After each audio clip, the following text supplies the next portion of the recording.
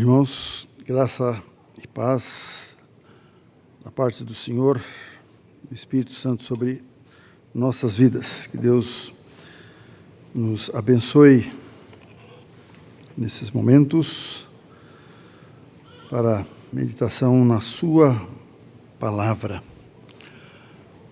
O texto, como está aí no nosso boletim, 1 João, capítulo 2, versículos de 3 a 6. E a palavra de Deus nos diz: Ora, sabemos que o temos conhecido por isto, se guardamos os seus mandamentos. Aquele que diz, eu o conheço, e não guarda os seus mandamentos, é mentiroso, e nele não está a verdade. Aquele, entretanto, que guarda a sua palavra, nele verdadeiramente tem sido aperfeiçoado no amor de Deus. Nisto sabemos que estamos nele. Aquele que diz que permanece nele, esse deve também andar assim como ele andou. Senhor, estamos nesses momentos, ó Deus, momentos em que os nossos corações anseiam, ó Deus, para aquele encontro do Senhor, naquele dia tão maravilhoso em que há de vir.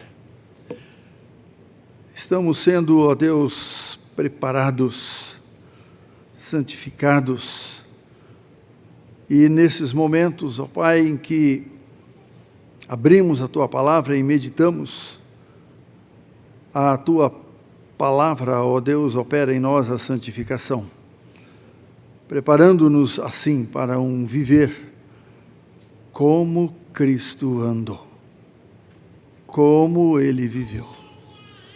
Ele tomou a forma humana, ó Deus, sofrendo no seu corpo tudo aquilo que nós sofremos. E ali na cruz, Ele pagou todos os nossos pecados. Ele conquistou para nós, ó Deus, o perdão, a vida eterna, ó Deus. Ó Pai, que possamos, nesses momentos, sentir a operação do Teu Santo Espírito em nossas mentes e nossos corações. E assim, ó Senhor Deus, sermos despertados cada vez mais para um viver segundo o nosso Senhor e Salvador Jesus Cristo. Sermos segundo a imagem e semelhança dEle. Pois este é o propósito com o qual o Senhor nos escolheu em Cristo Jesus e nos chamou. Pai, que as palavras da minha boca e o meditar do meu coração sejam agradáveis na Tua presença, ó Senhor meu, rocha minha e redentor meu, em nome de Jesus. Amém. Estamos já na quinta mensagem nesta carta, na primeira carta que João escreveu, que é chamado de epístola. Epístola porque o propósito dela não foi só direcionada, como nós, ao estudarmos, vemos que foi direcionada à igreja de Éfeso, onde foi ali que Paulo deu orientações a Timóteo, onde começou a surgir a gnose, o gnosticismo, e também aquele pensamento de que a carne é fraca, mas o espírito é forte, então não tem problema, não há conexão entre a divindade e a humanidade de Cristo, então Jesus Cristo não era divino, por isso ele morreu, se ele fosse divino ele não morreria, E esse pensamento filosófico, né, então, dizia a questão da carne, então você pode pecar, não tem problema se você cuidar da sua vida espiritual. Então, João, escreve esta epístola porque esse pensamento tinha já vencido os arraiais ali de Éfeso, já espalhado já por aquelas redondezas, e a gente pode ver os respingos disso aqui naquelas cartas que João escreveu ali no Apocalipse, aquelas 7 cartas ali daquela região. E ele começa nesta carta falando da realidade da encarnação de Cristo, né? E ele fala, né, o que era desde o princípio. Já começa falando da divindade de Cristo Jesus, né? O que temos ouvido, o que temos visto com os nossos próprios olhos, o que contemplamos e as nossas mãos apalparam com respeito ao verbo da vida. Então, Jesus Cristo, ele foi concebido no ventre de Maria por obra do Espírito Santo de Deus. O Verbo se tornou carne através desse milagre. Então, o Senhor Jesus Cristo, ele deixa a sua glória para tomar a forma humana com um propósito, um objetivo: viver aqui uma vida santa e morrer na cruz do Calvário para pagar a nossa dívida, para pagar os nossos pecados, remiu a nossa conta, como diz a sua palavra, com o seu sangue que ele derramou ali na cruz do Calvário. É interessante que quando eu estava fazendo uma clínica sobre evangelismo explosivo, uma das coisas interessantes que foi evidenciado é que se Jesus Cristo ele não se esvaziasse, não tomasse a forma humana, e se ele viesse em glória, manifestando o seu governo, ele como rei todo-poderoso, a humanidade não poderia suportá-lo, devido à sua santidade. Assim como lá no Velho Testamento, ninguém podia chegar, quando tinha a ideia de ver um anjo do Senhor, eu vou morrer. Então, se ele viesse assim, ninguém poderia suportar. Mas ele também precisou tomar a forma humana, porque ele precisava morrer, pagar o salário do pecado. Se ele viesse sem se encarnar, ele não morreria ali na cruz do Calvário. Então, Jesus Cristo, 100% homem, 100% divino, que ficou um 100% especial, né? Podemos dizer assim. E é o que João fala aqui no início. O Senhor Jesus Cristo, ele veio para morrer na cruz do Calvário, pagar para nós, pagar em nosso lugar a nossa dívida, e que nós lemos aqui em Colossenses que o Senhor tirou a cédula que era contra nós em ordenança, tirando-a do nosso meio, encravando na cruz. É interessante que nós vemos essas marcas aqui da humanidade de Cristo e da divindade de Cristo ressaltado aqui na introdução, no prefácio de versículos de 1 a 4 aí do primeiro capítulo.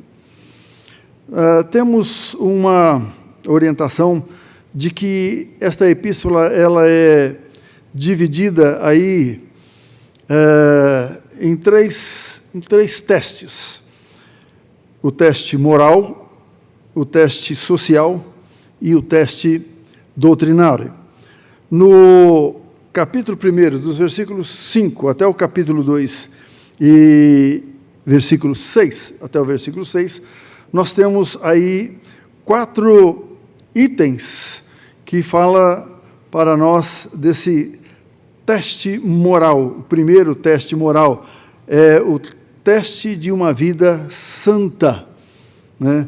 Então, temos o primeiro item desse teste, capítulo 1, versículos de 8 a 10, é a atitude, primeiro teste é capítulo 1, versículo 5 a 7, comunhão com Deus e com os outros. Então, é o teste de uma vida santa.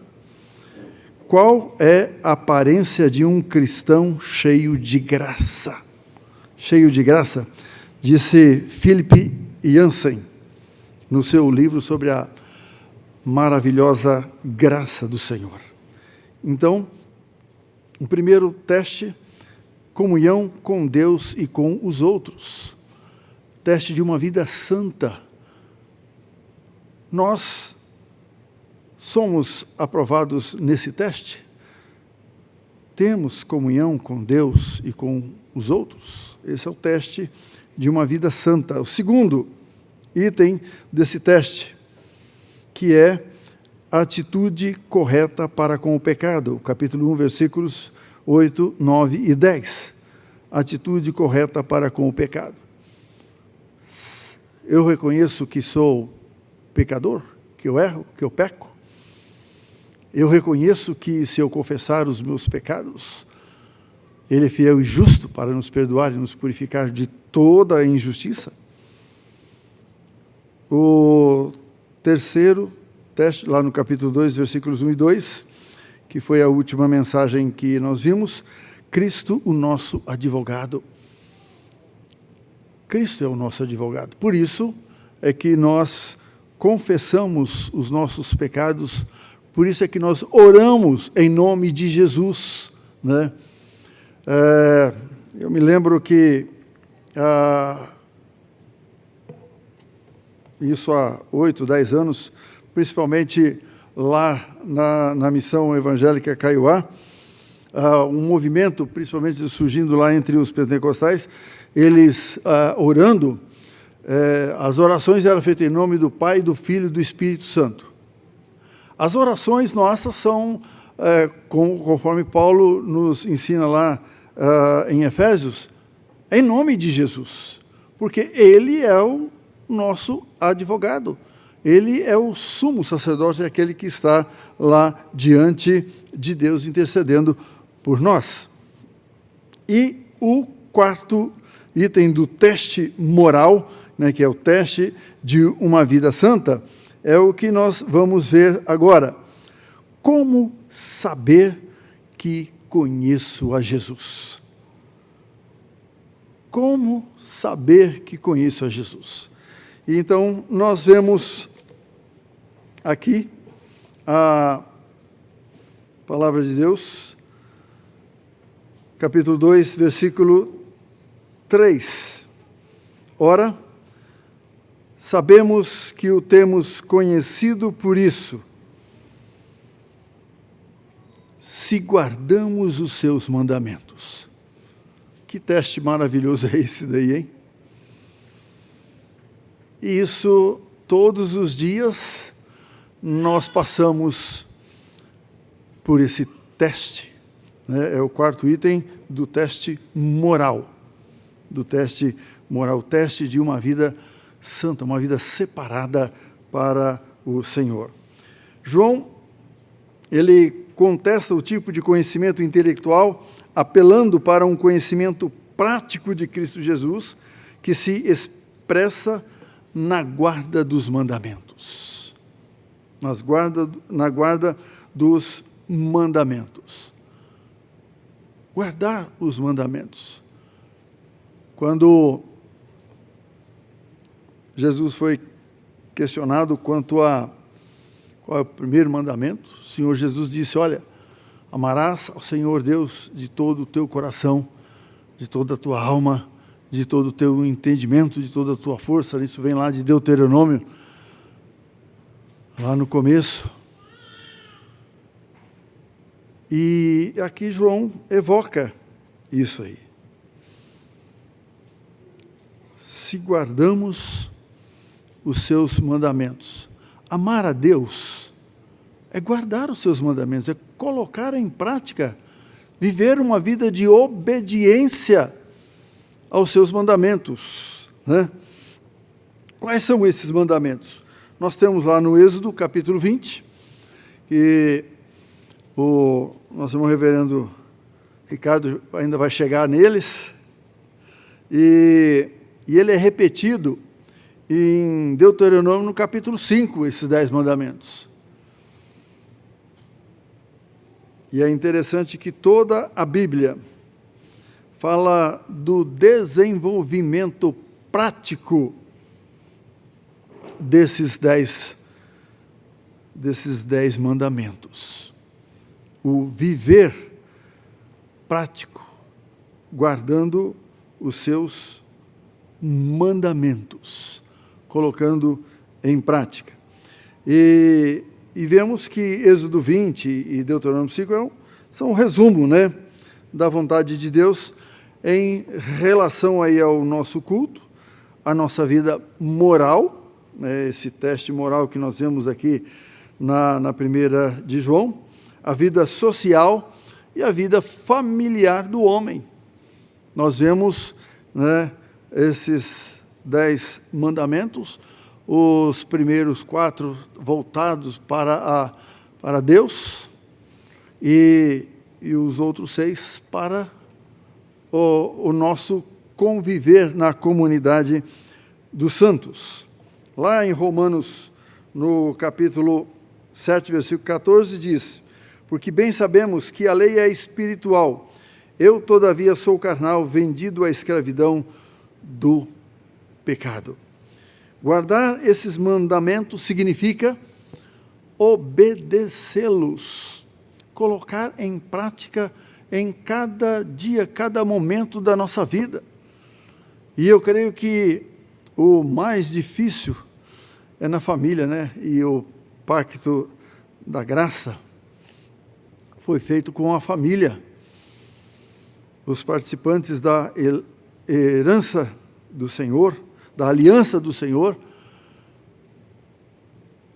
foi feito com a família. E não é fácil viver na família. Quando um pai se converte, aí a esposa, os filhos, né, quando ele começa a mostrar essa nova vida, esse novo nascimento, começa a guardar, mostrar isso, quanto questionamento. Quanto questionamento quando há esta conversão.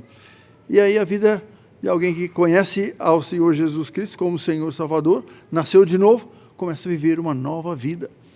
E aí ele então começa a colocar em prática, guardando os seus mandamentos. Então, o verdadeiro cristão anda nos mandamentos de Cristo. O Senhor Jesus Cristo, ele disse que não veio abrogar a lei, não veio tirar a lei, mas ele veio para cumprir. Ele teve que cumprir cabalmente a lei, principalmente que se tinha que fazer sacrifício para obter o perdão dos pecados. E Jesus Cristo, ele ali na cruz foi o Cordeiro de Deus que tira o pecado do mundo. E no versículo seguinte, no capítulo 2, versículo 4, João escreve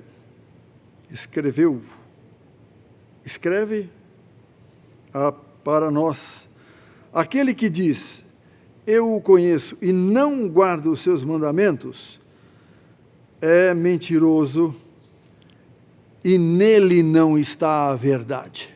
Que teste! Nós guardamos os mandamentos?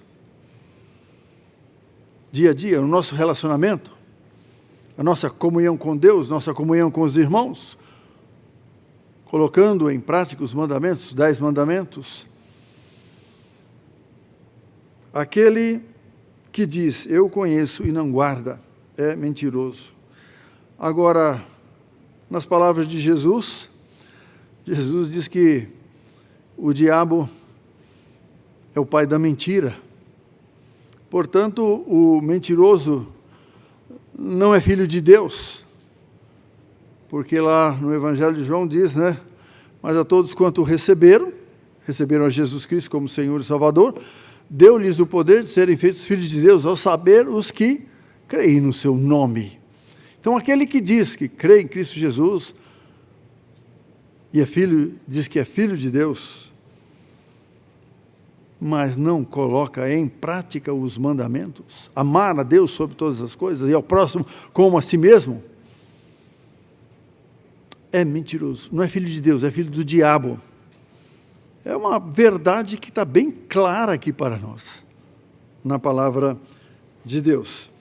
Então, depois de estabelecer que o verdadeiro conhecimento de Deus não pode ser divorciado da conduta moral, João aplica as implicações desse fato como um teste para sabermos que quem conhece realmente a Deus e quem não conhece a Deus.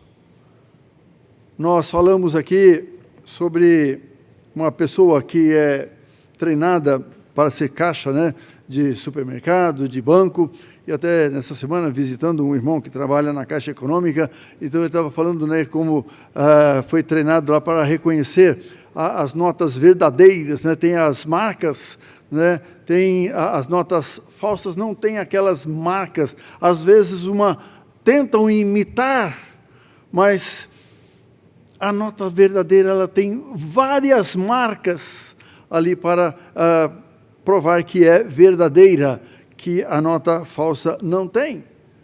Então, eu creio que para nós mostrarmos que temos essa vida separada, que somos dele, que estamos caminhando dia a dia, o Senhor trabalhando em nossas vidas, é se nós estamos mostrando essas marcas que realmente nós conhecemos ao Senhor, porque amamos a Deus, porque amamos os irmãos, temos uma atitude correta para com o pecado, né? Porque quando a gente peca contra Deus, contra um irmão, a palavra de Deus fala assim, olha, vai lá acertar, se humilha, se você o ofendeu, vai lá pedir perdão, mostra que você é um filho de Deus, que você tem essa marca aí, de que é realmente um verdadeiro filho de Deus, e não um mentiroso, peça perdão.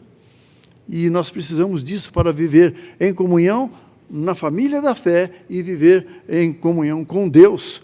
Porque a nossa comunhão, segundo João estabelece aqui, a nossa comunhão com Deus, ela está vinculada à nossa comunhão com os irmãos, que nós vemos, que nós temos que mostrar isso no nosso relacionamento. Marido e mulher. Quantas vezes, né, Lenice? Quantas vezes, às vezes eu, durante o dia, algum problema com ela e eu sempre tinha a reação de calar, fugir, mas quando chegava à noite, na hora de dormir, que a gente sempre ora juntos, aí, Dercy, está na hora de não deixar o sol se pôr sobre a nossa ira. E aí, quantas vezes eu chorando, tive que pedir perdão para ela.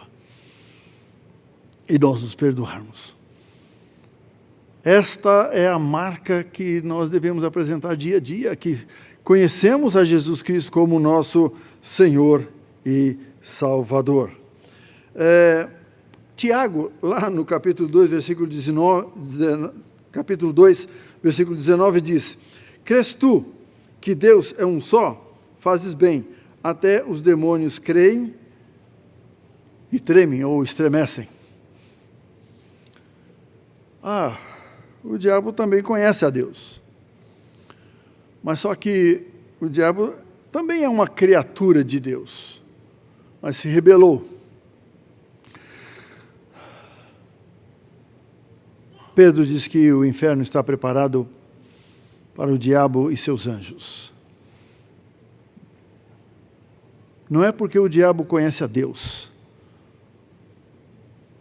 Ele presenciou aqueles servos do Senhor inspirados para escrever a Bíblia toda.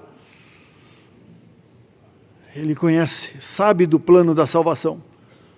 mas para o diabo e seus demônios que caíram não há esperança de mudança de vida. Nós que fomos criados à imagem e semelhança de Deus, caímos, pecamos, afastamos de Deus, mas Deus mandou o seu Filho, Ele prometeu ali com Adão e Eva, mandar o Filho, e ali na cruz do Calvário, Ele, o Senhor, Ele desceu até aí o abismo que o Senhor falou lá para Adão: Adão, você tem consciência no abismo que você caiu, que com as suas próprias forças você não tem condições de sair dele? Por isso eu vou mandar o meu Filho para descer nesse abismo e tirar você daí. É Cristo Jesus é que nos resgata do império das trevas para o reino do Filho do seu amor. E a marca que nós temos de que somos filhos de Deus é que vivemos uma vida santa e uma vida cada vez mais, como nós lemos aqui em Colossenses, estamos sendo aperfeiçoados neste amor revelado, amor de Deus revelado em Cristo Jesus. No capítulo 2, versículo 5, aí na primeira parte, diz o seguinte: aquele, entretanto, que guarda a sua palavra, nele verdadeiramente tem sido aperfeiçoado o amor de Deus. Nisto sabemos que estamos nele. Mais um teste. Dia a dia podemos ver isso, né? Ao guardarmos a sua palavra, como diz lá no Salmo 119, versículo 11, guardo no coração as tuas palavras para não pecar contra ti. Guardo no coração as tuas palavras para não pecar contra ti. E quem guarda a sua palavra, nele verdadeiramente tem sido aperfeiçoado o amor de Deus. Esse amor que foi derramado na conversão, conforme diz Paulo aos Romanos, foi um amor transbordante pelo Espírito Santo de Deus. Então, se nós guardamos a sua palavra, nós estamos sendo aperfeiçoados, o amor de Deus está sendo aperfeiçoado em nós. Nisto sabemos que estamos nele. Nisto sabemos que nós conhecemos a Jesus Cristo como nosso Senhor e Salvador. Esta é aí uma marca que nós temos, como está lá no versículo anterior: o amor de Deus tem sido aperfeiçoado nos que guardam a palavra, colocam em prática. Essa expressão, amor de Deus, tanto o amor de Deus por nós, como o nosso por Ele. Vários sentidos do amor de Deus foram usados aqui nesta carta. Lá no capítulo 3, versículo 17, diz: ora, aquele que possuir recursos deste mundo e vir a seu irmão padecer necessidade e fechar-lhe o seu coração, como pode permanecer nele o amor de Deus? É um teste. Na prática, o Senhor Jesus falou: você tem aí 2 cobertores? E é interessante, né? Se você tem 2, você deve estar usando, né? Muitas vezes as pessoas falam: não, você tem que pegar e comprar um novo e dar para a pessoa. Não, Jesus que está falando: você tem 2? Dá um para quem não tem. Você tem 2 túnicas? Dá para quem não tem, principalmente quando está passando frio, né? Então, eu não tenho preocupações quando se fala em doações, né? Dar um sapato usado, um terno usado, né? Eu não tenho problema de receber, como os 5 ternos que agora eu tenho. Quando eu saí da missão em 1990, eu tinha 12 ternos, eu ganhei 12 ternos lá da missão, porque os missionários recebiam, né, que vinham dos Estados Unidos, os americanos lá, principalmente aqueles grandões, né, mandavam aqueles ternos, e os índios são de estatura menor, não dava para eles, né? Então aí Aí as pessoas que distribuem falaram, reverendo, tem terno aqui, isso aqui serve para o senhor. Eu vim com 12 ternos, aliás, eu saí de lá, né, fui para Iacanga em 1991, com 12 ternos. Aí depois, nesse tempo, a Lenise, alguns elas se enjoavam de eu ficar usando, né, que tinha uns mais preferidos, de repente eu olhava e falava, cadê? Falei, rapaz, eu já dei isso aí há muito tempo, né? E eu senti mais, foi quando foi da minha conversão, eu comprei um corte de tecido xadrez, preto e branco, mas que coisa bonita. Mas eu usava ele demais, esse foi era um tipo de um blazer que, depois de alguns anos que eu dei falta dele, aí ele falou assim, agora que você está sentindo falta? Eu falei assim, eu já doei já para pessoas que estavam precisando.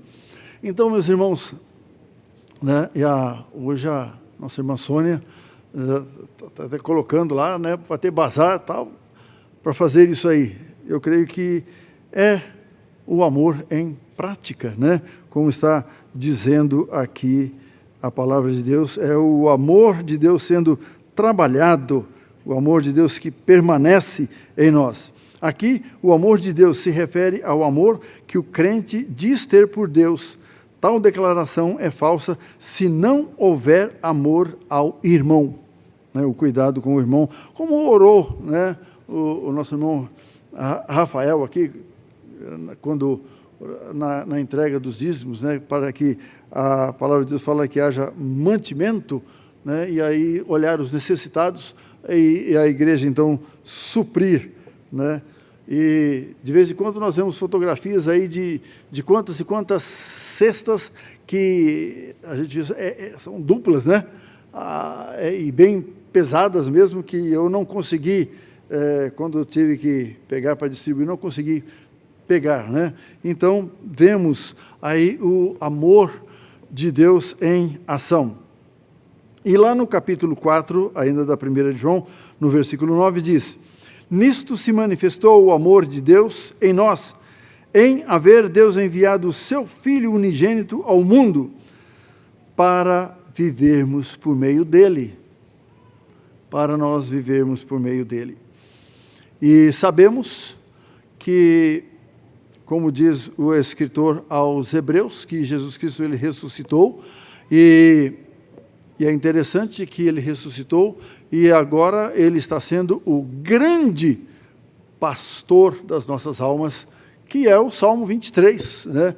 Nós olhamos lá o Salmo 23, Jesus Cristo, o bom pastor que deu a vida pelas suas ovelhas. Não, o bom pastor, né, João, lá no capítulo 10, né, diz, eu sou bom pastor dá a vida pelas suas ovelhas, é o Salmo 22. Aí ele deu a vida, morreu, ressuscitou, e Hebreus diz que, lá no capítulo 13, versículo 20, que ele é o grande pastor das nossas almas, que é o Salmo 23. E depois, lá na 1 de Pedro, no capítulo 4, fala que quando o Supremo Pastor se manifestar, recebereis a imarcessível coroa de glória. O Supremo Pastor, quando ele vier em glória, aí ele não será mais, ele já foi o grande, o bom pastor que deu a vida, agora está sendo o grande pastor que cuida de nós, e até ao passarmos por momentos difíceis, né, lá no meio do Salmo, ainda que eu ande pelo vale da sombra da morte, eu não temerei mal nenhum, porque tu estás comigo, assim como ele está aqui agora, né? Esse grande pastor, que é o cabeça da igreja, o Senhor Jesus Cristo. Aqui João se refere claramente ao amor de Deus pelo seu povo, em ter manifestado o seu amor na pessoa do seu Filho Jesus Cristo, o nosso Senhor e Salvador. E no capítulo 5, no versículo 3, diz, porque esse é o amor de Deus, que guardemos os seus mandamentos. Ora, os seus mandamentos não são penosos. Os seus mandamentos não são penosos. Quando nós temos a satisfação de livremente colocarmos em prática esses mandamentos, não são penosos. Interessante isso. Agora, quando a gente vai fazer de maneira contrária, aí é peso. Quando nós temos que pedir perdão para alguém que às vezes a gente não quer, aí como é difícil. Mas quando a gente coloca no coração, Senhor, né? Assim como aquele pai que falou assim, Senhor, ajuda na minha fé. Eu preciso da fé, eu preciso do teu amor, eu preciso colocar em prática os seus mandamentos. E o Senhor, então, me dá isso daí. Se tiver um peso, se for penoso,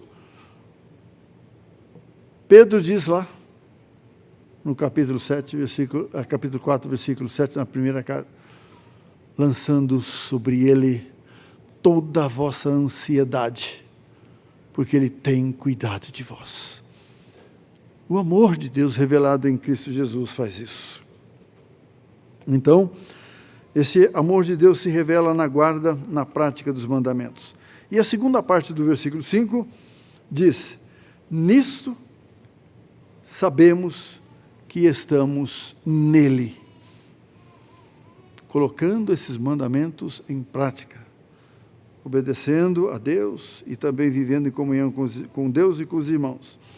É uma das expressões padrões do apóstolo para se referir ao relacionamento do crente com Cristo e que estabelece a genuinidade de sua confissão. A confissão que você conhece a Jesus Cristo, que você é filho de Deus. E o versículo 6, concluindo aí essa perícope, diz, aquele que diz que permanece nele, esse deve também andar assim como ele andou. Ah, meus irmãos, sede santos porque eu sou santo. Lá em Levítico está lá Pedro também dizendo, citando Levítico, o Senhor diz, sede santos porque eu sou santo. E o Senhor Jesus ainda diz, olha, sede perfeito como perfeito é o vosso Pai Celeste.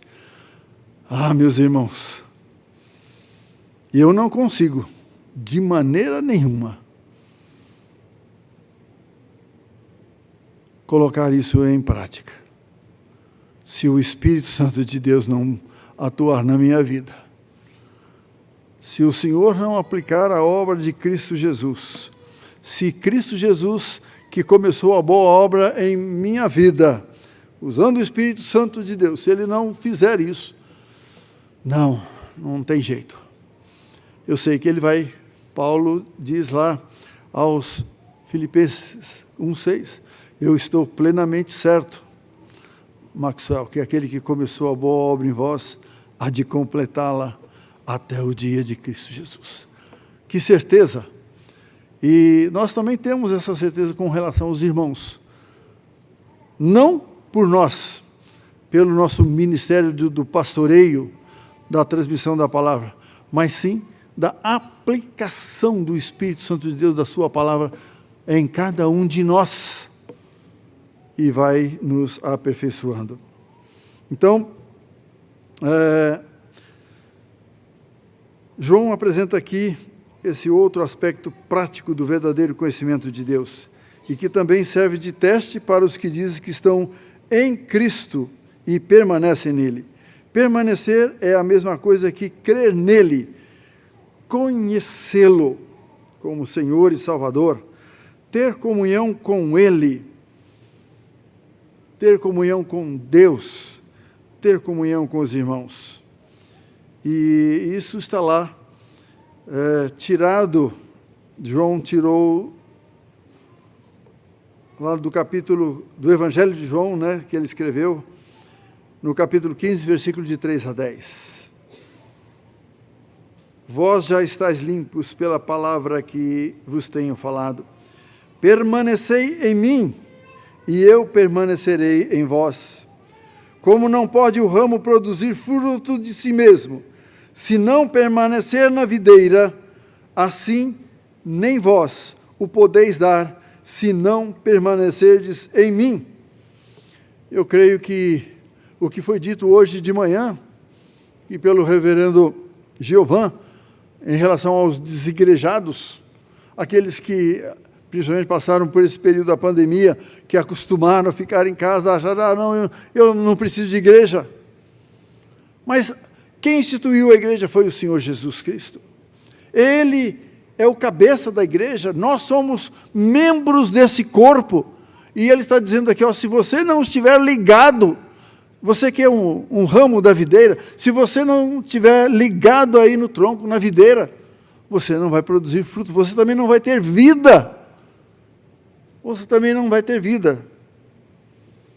Então ele diz, eu sou a videira, vós os ramos, quem permanece em mim e eu nele, esse dá muito fruto, porque sem mim nada podeis fazer.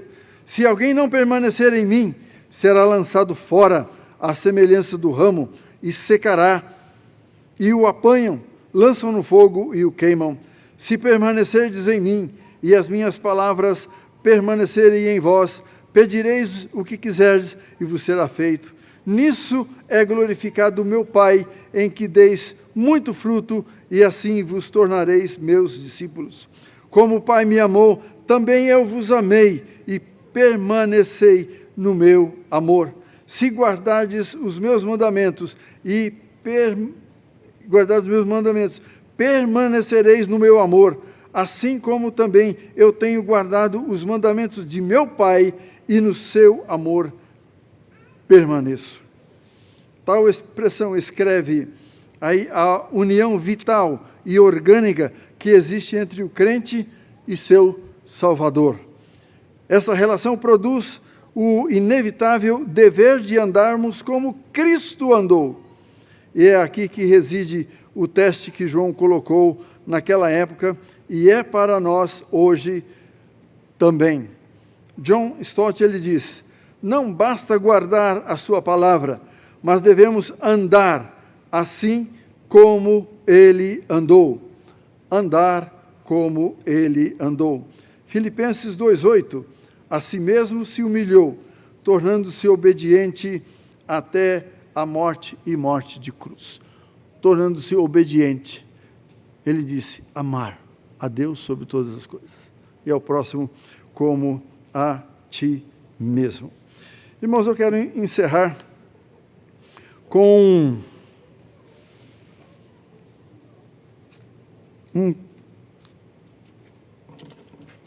uma historinha que eu ouvi de um colega no seminário quando eu comecei. Ele estava um ano à minha frente. E ele era da cidade de Rio Claro. Rio Claro é uma cidade que fica numa estrada de ferro, a Alta Araraquarense, né, que sai de São Paulo, passa por Araraquara, que é a maior cidade do interior do estado de São Paulo, e ia até até Rubinéia, mas depois, por causa da Ilha Solteira, a represa, aí então aquela cidade ficou toda imersa, então o trem só vai até Santa Fé do Sul. Então esse colega, não sei se alguém já ouviu falar do Pascoal Pita, e o avô dele, né, Pascoal Pita, e a gente chamava ele de Pita. Então ele sempre contava essa história para os calouros, para aqueles que chegavam ao seminário. Ele contava a história, né, que ali na estação de Rio Claro, quando o trem chegava, tinha um senhor que ele tinha a responsabilidade de pegar um martelinho, e quando aquela composição chegava ali, aqueles vagões, estacionava, aquele senhor, ele tinha a responsabilidade de pegar aquele martelinho e ir batendo nas rodas dos trens, de cada vagão. Pam, pam, pam. E fazia isso aí. E chegou depois de um tempo, o tempo dele se aposentar. Então, aí os chefes lá, os administradores chegaram e falaram, então, nós vamos colocar um rapaz aqui para você transmitir a ele aí, para ser treinado, para assumir o seu trabalho. E passou um tempo aí, chegou um rapaz para acompanhá-lo naquela missão. Cada composição que chegava ali na estação de Rio Claro, o trem parava e aquele senhor ia batendo, né? Então, primeiro dia daquele jovem ao lado daquele senhor, então saíram de manhã, o trem chegou, ele foi batendo no trem, batendo nas rodinhas lá, tal, de cada vagão. Mas aquele jovem só ficava olhando,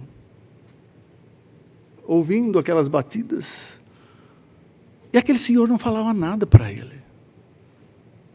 Chegou no final do dia, foram lá picar o cartão, naquela época picava o cartão. Aí ele falou assim, nossa, ele não me falou nada do que eu deveria fazer, como é que eu, vou aprender a fazer isso aqui? Para quê? Qual é o motivo? Bom, mas quem sabe amanhã ele vai falar para mim. Aí chegou no segundo dia, aquele jovem ficou ao lado daquele senhor, as composições chegavam, cada uma, e batia. E a interrogação ficava cada vez maior, e aquele senhor não falava nada. Ele foi dormir naquela noite, não dormia. Falou assim, mas amanhã eu vou perguntar para ele por que eu tenho que bater na roda do trem quando o trem chega aqui.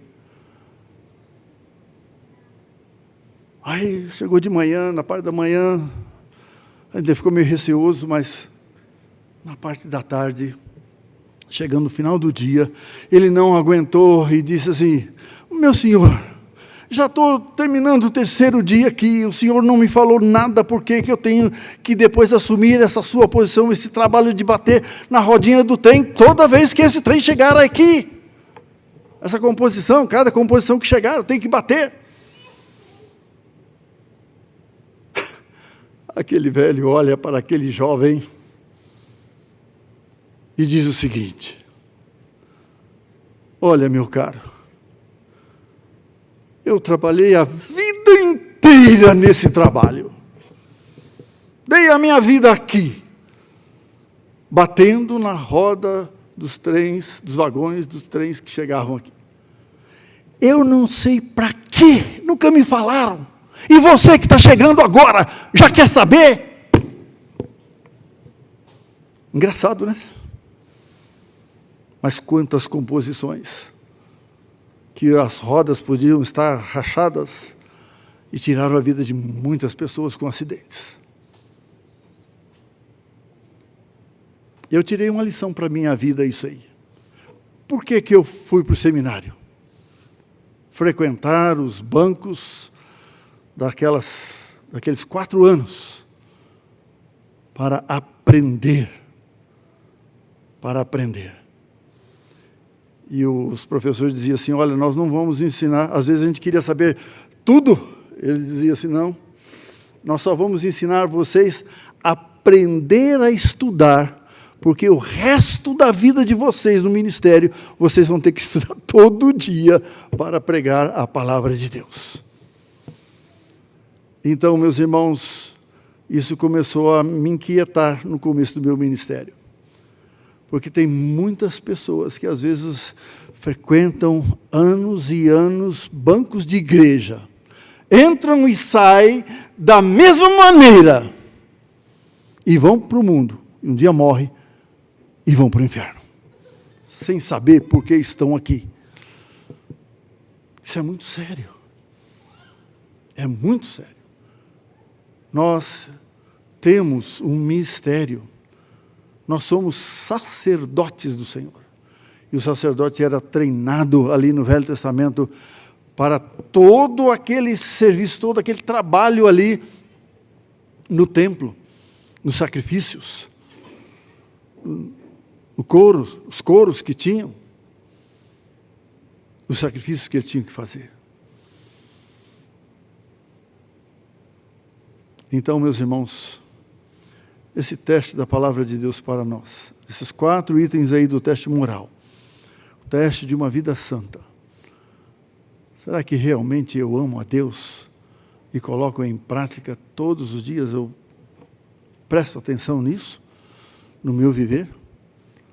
Porque é isso que nós vemos aqui.